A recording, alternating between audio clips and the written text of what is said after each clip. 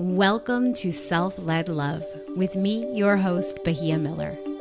Together, using the powerful framework of internal family systems, we will take on the spiritual and oh-so-human curriculum of becoming radically responsible for our parts and how they show up and grow up in intimate partnership.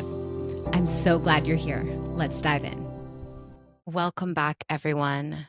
Today, I am sharing with you a little behind the scenes of what I've been integrating, thinking about, experiencing in the IFS Level 3 training. And the Level 3 training is the highest level of training that you can get directly from the IFS Institute. And I feel really lucky and privileged to have had this opportunity to go deep in this work available to me. They no longer have these trainings open to coaches anymore in the same way. I believe there's a separate coaching program, but I came to this work when it was still available for practitioners and therapists alike. And what I want to share, as I start thinking about how I got here, how I got to this moment in the journey, I can't help but think back to the younger version of me. It was 2014, and I heard a podcast. It was Neil Sattin's Relationship Alive podcast. It's an incredible relationship podcast. I've gotten so much value from that one over the years. Shout out to Neil. Thank you for that. And Dick Schwartz, the creator of IFS, was on it. I didn't know who he was or what it was, but the title of the episode was How to Get All of Your Parts to Work Together and with Your Partner.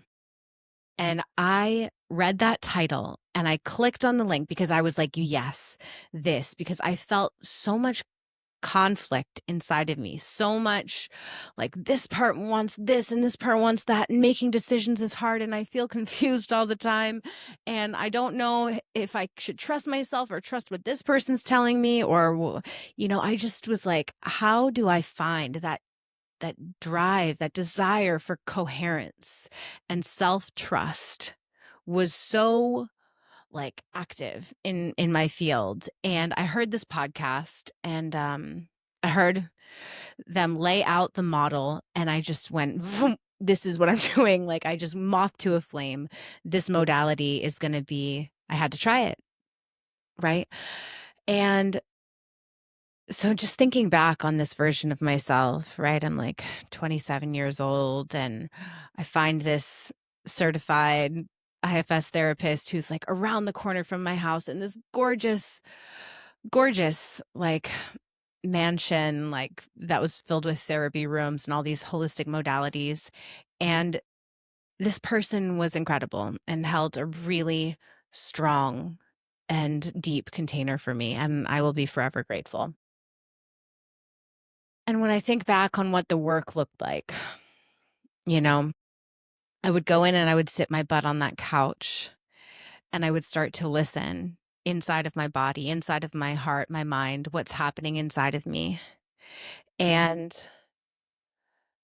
I'm sure there were certain sessions where I was just kind of talking about it, blah, blah, blah, but the core memory of that period of work was grief. Was sitting down and grieving the way things were working out, the dreams that I had that were going in different directions, the pain that I was experiencing in relationships, in my sobriety, just my humanity, grieving things that had happened to me, big T, little T traumas, wow. And that grief, right? They say that grief and love are two sides of the same coin, right? That grief, acknowledging my bumpy human experience was so sacred and so important. And I did that work for a while with this person, and I'm so grateful. I know I already said that. But at some point he was like, hey, I was like, maybe I should become a therapist, or, then I have to go back to school and all these things. And I don't know if this is what I want. And he was like, you could do this training, right? You can get into these level 1 trainings. And so I went after it. And it's hard to get into these trainings. I found other ways to study IFS, to deepen my connection with the model. And then eventually, boom, it happened. And I went down this rabbit hole. And it's one of my favorite things to do, to sit with people as they come into relationship with what's happening inside of them, because the awareness and our ability to sit with and be present with what's happening inside of us is, foundational to being in any kind of intimate relationship, right? Or into a relationship with life. It's foundational to being able to work with different aspects of ourselves that show up on our chosen career path, or in our mission, in the things we want, right? So, yeah, I feel really grateful to be able to have this framework to work in a very precise, compassionate, holistic way with folks and with couples, right? And so then that was level 1. And then level 2 is the couples work, right? The intimacy from the inside out is what that model is called. And that is like, whoa, like the crash course in holding complexity, right? Because in level 1, right, like when we're just working with our own system, there's like, I have all these parts of me that are conflicting, and can I sit in the circle with them and hear them and commune with them and build relationship with them and help them heal, so that they don't have to work so hard, so that I can live more from this kind of flow state, right? Of trust in myself and trust in life. And then IFIO, the level 2, right? The complexity of couples, right? Is a whole other level. I think in a 12-step program that I used to go to, they're always joking like, oh yeah, it's so much easier to be single because like you're only dealing with your own stuff, but the amount of compromise and complexity that has to be held in a partnership, right, within ourselves, requires a different level of maturity. And I'll just leave it there.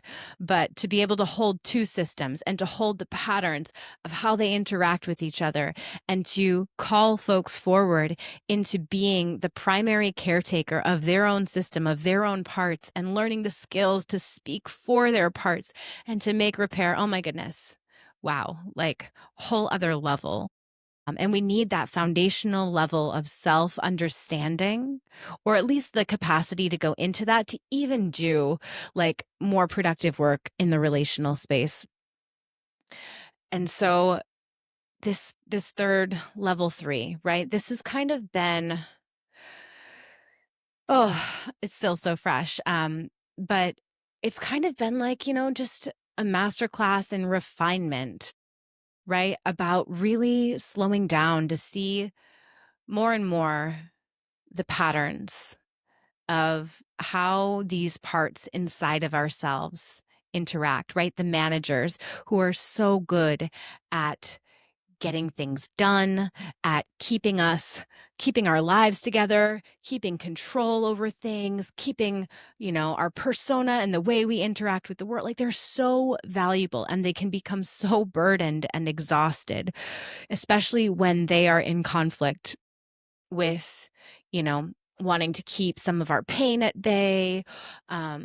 Right. Those are some of the exiles, the parts of ourselves, the fear of failure, fear I'm not lovable, fear I'm not good enough, like all of those, right? When the managers are overcompensating to keep those parts of us down, that can become tiring. Right. And then there's these firefighters, these parts of us that just want to have fun and enjoy life and want to self-soothe and check out. And I really got the lead trainer, like really like celebrated these parts of ourselves, which are often times like they're called firefighters. They kind of have this bad rap, right? That are like rebellious parts. That, and they can get us into trouble when they're really extreme. They do have a negative impact, right? There's addiction and checking out, and like some of those things do interrupt life, but the intention behind them is to help us, experience life in a more balanced way, right? And this is the thing, right? It's like our system is always trying to create harmony, and the alarm bells are going off in the parts of us that are saying, like, hello, something is out of balance here. So I'm really just taking away this week, like a deeper respect for the patterns. And I think it was said in the training that, like, in order to cause change, in order for things to really shift and evolve in our system, like, we really have to be tracking these full patterns. And it's great to work, slow down, to do deep work with one part, like one part at a time, but really just to have this greater perspective and respect for the way our systems, the systemic nature of what's happening inside of us. And during the training, there was like this kind of repetition of this beautiful way of interacting with the parts, as if you are imagining, like, inviting each aspect of you into a circle. And I've heard this as kind of like a roundtable exercise. I actually have in my IFS notebook on my remarkable tablet, which I love, because there's no notifications and all of that jazz. But I have a roundtable of like different parts of me that I like to check in with on a regular basis. The parts that are kind of like really being prioritized and dominant in my system right now. And I think I actually need to go back and kind of look at that and refine that and like bring in some of these managers. Cause I think that my roundtable right now, I'm just like reflecting this in real time. I don't know if this is helpful for you out there, but like, I think that there's a lot of manager energy, like a lot of parts of me that love to work hard. And then the firefighters get a little bit neglected. The play parts, the parts that want to relax and take time to like, have fun and check out, like, in healthier ways or not, like, whatever. But those parts of me, like, are not getting enough attention in my system. And I'm just noticing that now. Um, and I got to put some exiles on my roundtable map. Anyways, back to you, back to us, back to just like the things that I am taking away from this level 3 training is just this visualization. And maybe this will be helpful to you, of like inviting in, not asking our parts to step back and move away, but like really inviting in all these different aspects of ourselves that are popping up in any given moment, right? Not that they all need to come in and like take us over and overwhelm us, but that we can, like, the consciousness, the one who is witnessing can see all of these things and recognize them and understand that they're all, trying to do something for us. And we can take a deep breath and be with them, and we can make a conscious choice about what part needs to lead right now in this moment, right? One at a time. So yeah, the circle is really just an invitation to invite our parts in a little bit closer, not to push them away. We're remembering, like, we're never trying to get rid of our parts. Yeah, the next thing that I'm thinking about here, and it's not a fully fleshed out thought yet, but is the interaction of cultural systemic issues with our individual experience and parts. Right. So we had some conversations in this group of diehard IFSers this week just about how to make sense of and work with the parts of us that are impacted by capitalism, patriarchy, racism, white supremacy culture, like all of these things, the grind, because there is grief there. And there are parts of us that have had to organize themselves. And then we also talked a lot about neurodiversity, right? And like the intersection of all these systemic things and neurodiversity, and like how our parts have had to organize themselves in ways to, be functional in the world, to get it done, to be accepted and to experience belonging, right? Whether it's in our family of origin or out in the world. And I'm so grateful to be kind of on this like leading edge in my own system of conversation around these systemic cultural legacy burdens. And the effect that they have in our bodies and in our hearts and in our spirits. Because it's real. And I'm with it with my clients, like I have several clients and I can think of them now. I'm thinking of them right now who really bring this forward and are forthright about the pain that they experience um, from living in the world the way the world is right now. And how do we hold that grief and that pain and that experience and validate it? And are there ways that we can step out of it or unburden ourselves in little bits at a time from engaging in the system the way it is? And how do I, right? I'm just thinking about like, how am I supporting partnerships where one or both clients, right, are really connecting with the impact, right? And on their own timelines around that, because most of the time partners are not doing the same work at the same time, right? There might be a few years where one person is depressed and then they start to feel better and, come through whatever dark night of the soul. And then like at another point, another person's going through it. And like, this is, oh my goodness, the gift of long-term partnership, right? To get to figure out how we can stay true to ourselves and each other as we're unpacking these different levels. So just talking about like, the cultural legacy burden piece, like there's a lot going on in the world right now. And a lot of people are impacted directly.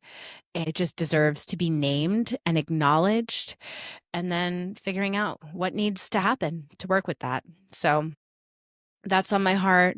Yes, I mentioned this piece around neurodiversity and the ways our parts have had to organize themselves for belonging, for survival, all of that jazz. I'm holding a lot of curiosity around that in myself. I am a highly sensitive person and have been on a journey to really attune to my own emotional depth and cadence and expression, how I express that in my own life and in my own partnership. And stay tuned for more when I have more clarity on the neurodivergence journey. I think a lot of people are out there questioning and wondering, like, is this part of the makeup of who I am?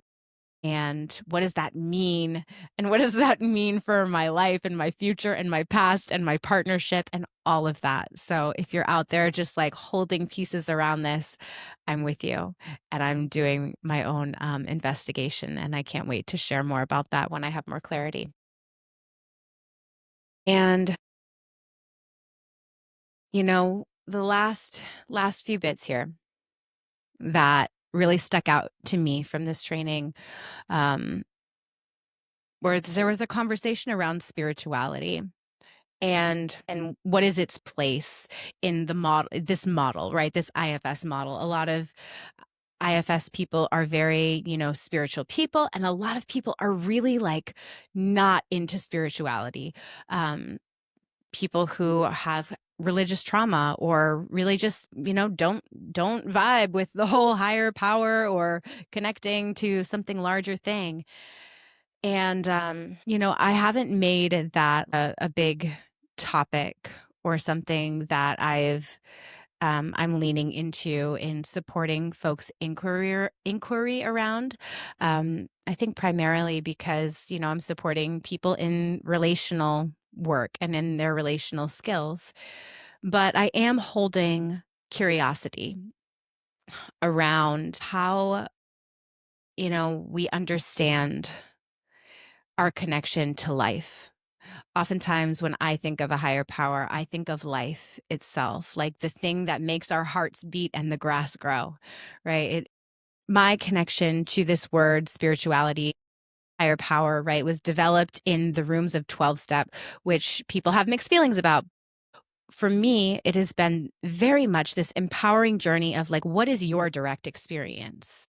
Right? What is the thing that you want to lean into in life? What is the belief that you want to have that helps you not just get through the day, but like feel more connection to life itself, to hope.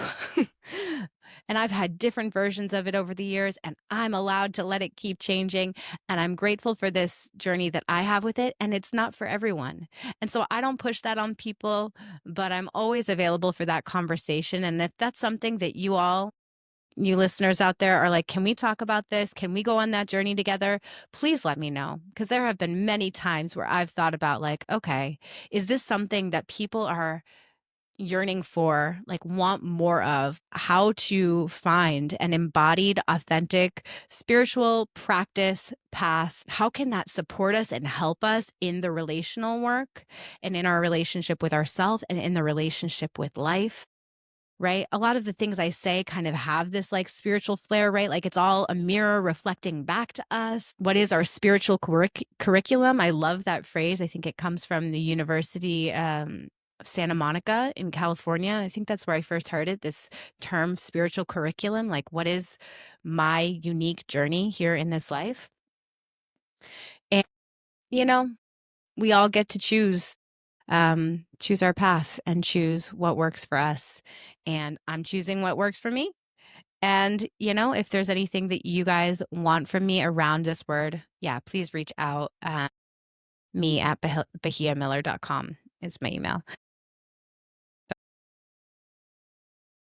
Or you can find me on Instagram at Bahia Miller. And yeah, the last the last piece that I'm really taking away from this training, which just feels like this, yeah, it kind of comes back to where I started my IFS journey, which is this piece around grief. And that grief is not necessarily a part of us. It might be an experience that parts of us have, and that grief is incredibly important, that we can hold space to allow that process when it shows up. And there's no need to go out looking for it, right? But if we can sit with, the things we've been through, the parts of us that are showing up, the way that we're feeling in this world long enough that we might come into relationship with it. And I have an episode about grief coming out next. I think I'm going to bring it out next or in the next few weeks here with a dear friend and IFS practitioner of mine. But grief is an incredibly important frequency. It's an experience that is sacred and honest. And even though it may be uncomfortable to sit in, it is not something that we are trying to make go away. It's okay to touch in and come out, and we don't have to, try to stay in there. We can grieve, and then we can get up and dance in gratitude and reverence for this life. But it is a core part of what it means to be human. And there's more here that feels like I can't even put it into words because it just is this experience. I'm just holding a lot of reverence and gratitude for spaces that we can go and grieve together.